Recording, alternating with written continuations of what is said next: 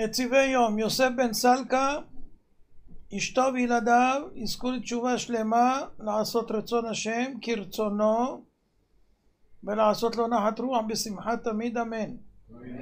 לעילוי נשמת היות בת סמו, תהא מנוחתה עדן, אמן.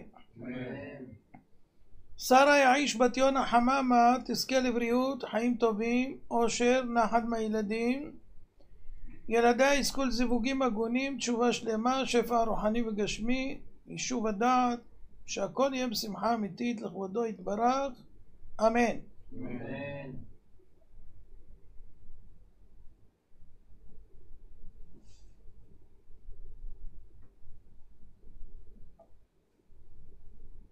בלי תפילה לא מקבלים כלום, חלק י"ב.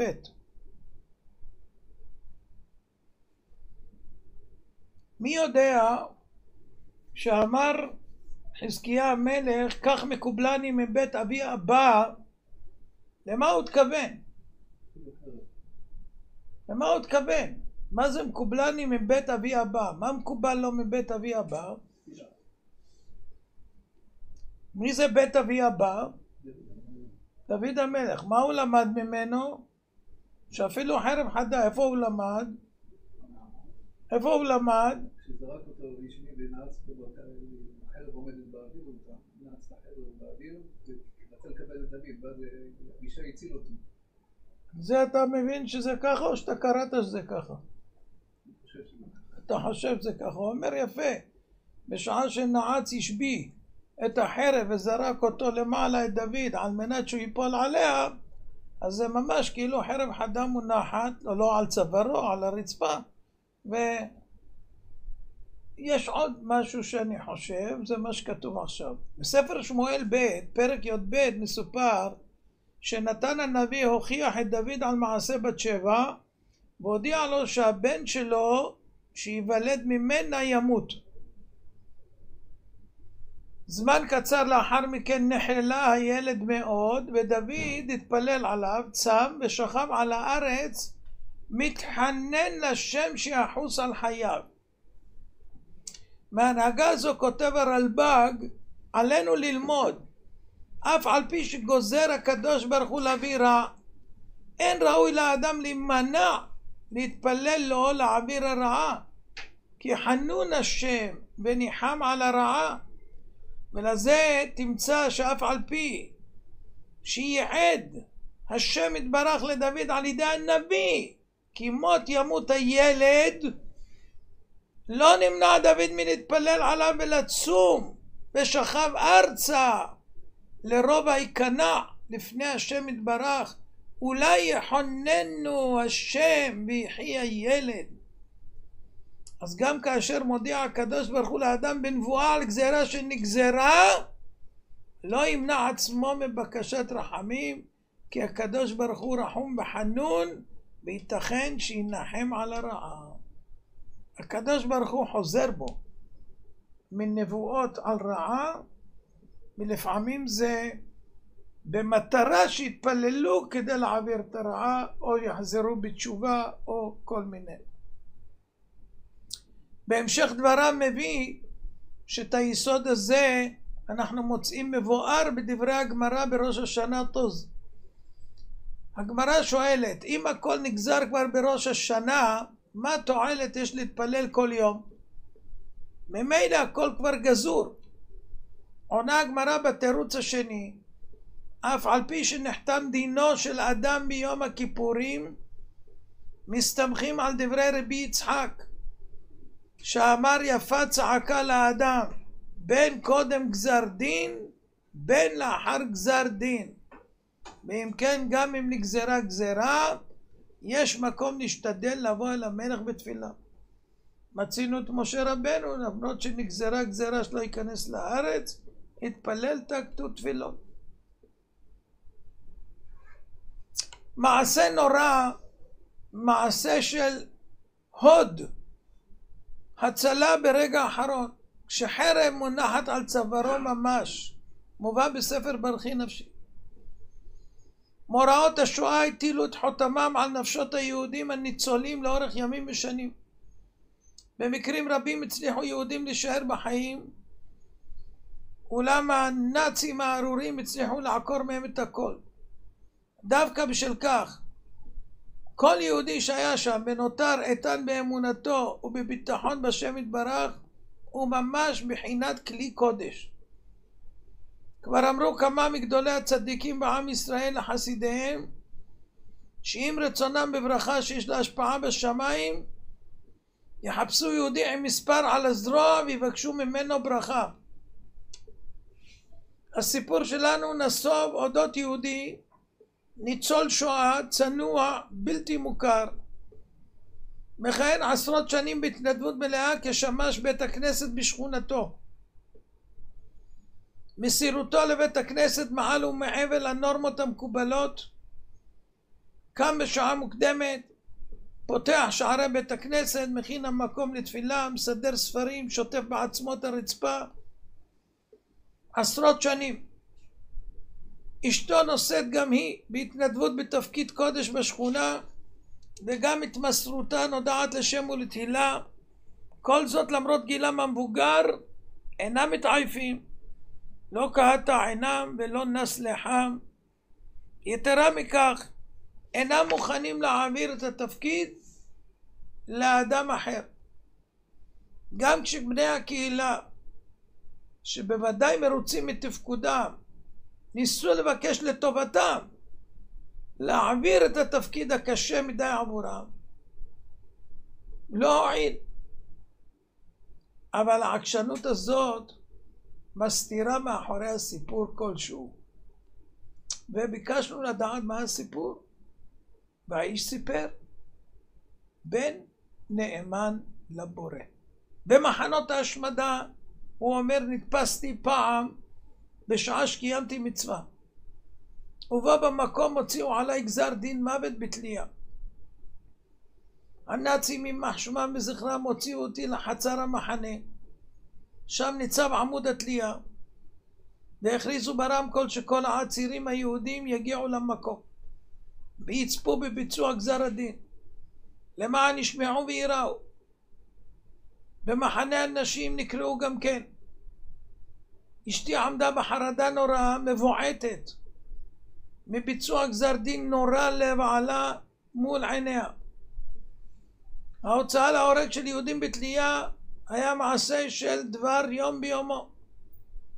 לעתים נתלו 5-6 יהודים ביום אחד שנתפסו בביצוע פשעים כדוגמת הנ"ל, עשו מצוות, השם ייקום דמם. התליין העמיד אותו על הרמפה ליד חבל התלייה, כרך את החבל סביב הצוואר, ובזמן נורא זה, שיודע אני שעוד שניות ספורות תעלה הנשמה למרומים, לא אמרתי נואש, זכרתי, אפילו חרב חדה מונחת על צווארו של אדם, אל ימנע עצמו מן הרחמים. התפללתי ללא הרף שהשם יצילני מן המוות. בתוך התפילה נדרתי ואמרתי, אם אצא מכאן בשלום, כל עוד כוחותיי יהיו בי, אמשיך לכהן בתפקיד שמש בית הכנסת, שמילאתי אותו כבר לפני המלחמה בעיירתי עד סוף ימיי. מה שקרה לבסוף לא קרה. מן הסתם, באף מקום אחר במחנות ההשמדה של הנאצים לא קרה כדבר הזה. התליין סיים לקרוך את חבל התלייה על צווארי, ומה שהיה צריך עתה זה לעשות 2 פעולות: הידוק החבל היטב ולשמוט את הרמפה מתחת הרגליים שהחבל יחנוק את הגרון, רחמנא ליצלן. כשבא הנאצי הארור להדק את החבל של התלייה סביב הגרון, נקרע החבל ללא סיבה מובנת. כשראו זאת הנאצים, הביטו זה על זה במבטי תמיהה, ואמרו, יש כאן רמז וסימן שלא צריך לתלות אותו, שחררוני לנפשי.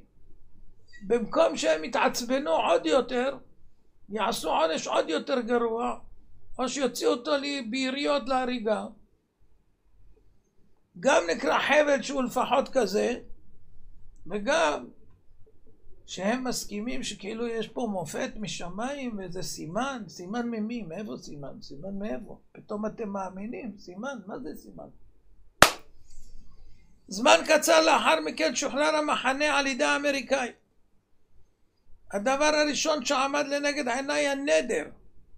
כשזכיתי לעלות ארצה ניגשתי לבית הכנסת המקומי והצעתי עצמי לתפקיד השמש בהתנדבות מלאה.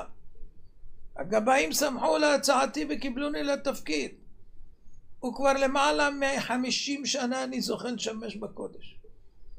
אשתי, שראתה במו עיניה בנס הצלה שלי ושמעה מפי מאוחר יותר את הנדר שנדרתי, הצטרפה גם היא לנדר וקיבלה על עצמה לשמש בתפקיד הקודש שלה, שגם אותו מילאה עוד לפני המלחמה עד סוף ימיה. היהודי הצדיק הזה השתתק לרגע ולאחר מכן שאל, וכי אינכם מעלים בדעתכם שעזוב את התפקיד? הרי כל זמן שהנשמה בקרבי, בכוחותיי עמי, בעזרת השם, אני מחויב למלא את התפקיד, ועושה זאת בשמחה ובאמונה רבה. נו, הנה לכם. אפילו חבל מונח על צווארו כבר, ונאצי עומד לתלותו. גם החבל נקרע, וגם הנאצים אומרים זה סימן משמיים. לא יאומן כי יסופר, מי שיכול לעלות דבר כזה על דעתו. מילא אתה אומר שבן אדם היה לו נס, כן? נגיד כשפתחו את הרמפה הוא נפל ונקרע החבל, נגיד לא היה קשור טוב למעלה, נגיד. אז אתה אומר זה, אבל שהוא נקרע ככה, נקרע, מה זה נקרע? לא נפרם, נקרע. וואי וואי וואי, אתם יודעים מה זה חבל כזה? אפילו אם יביאו מסור ייקח כמה רגעים עד שיחתכו אותו. מה זה אומר? שאפילו חרב חדה מונחת, מי שיודע להשתמש בזה, תראו מה זה, באמונה שלמה. מה יש לך עוד לעשות? חוץ מלהתפלל על זה באמת. אבל מה הוא מתפלל? יש אנשים שהתפללו שלא יהיה כואב, שלא יהיה ככה, שיגיעו לגן עדן, שיהיה ככה, כבר הם בדרך. הוא מתכוון שהוא בכלל לא ימות. וואי וואי וואי וואי וואי.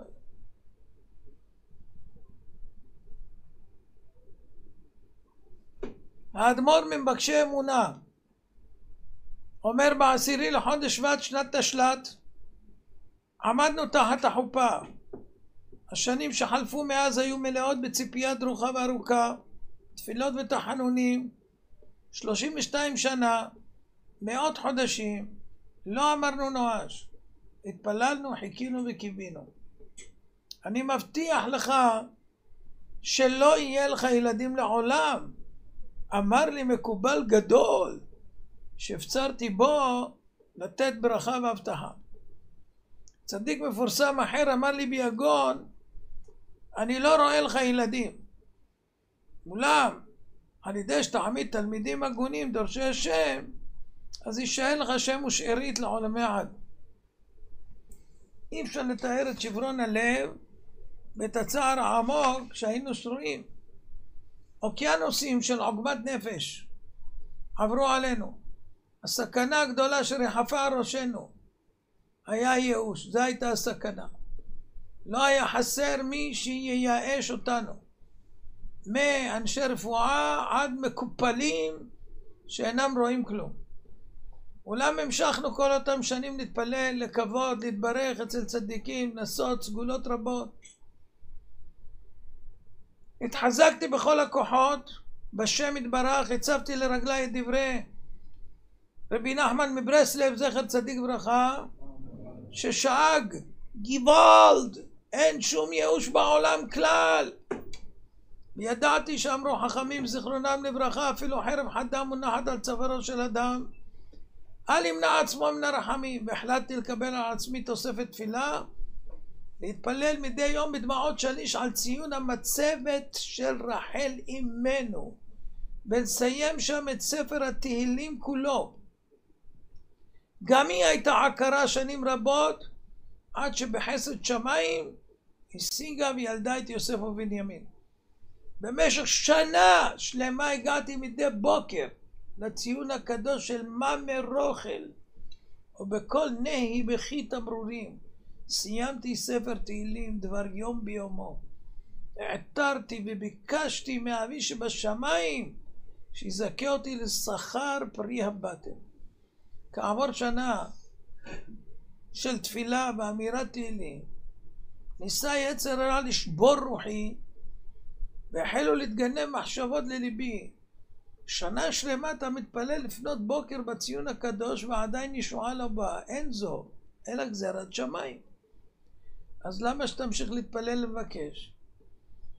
אולם המשכתי להתחזק והחלטתי להמשיך באמירת כל ספר תהילים מדי שחר בציונה של רחל מומה.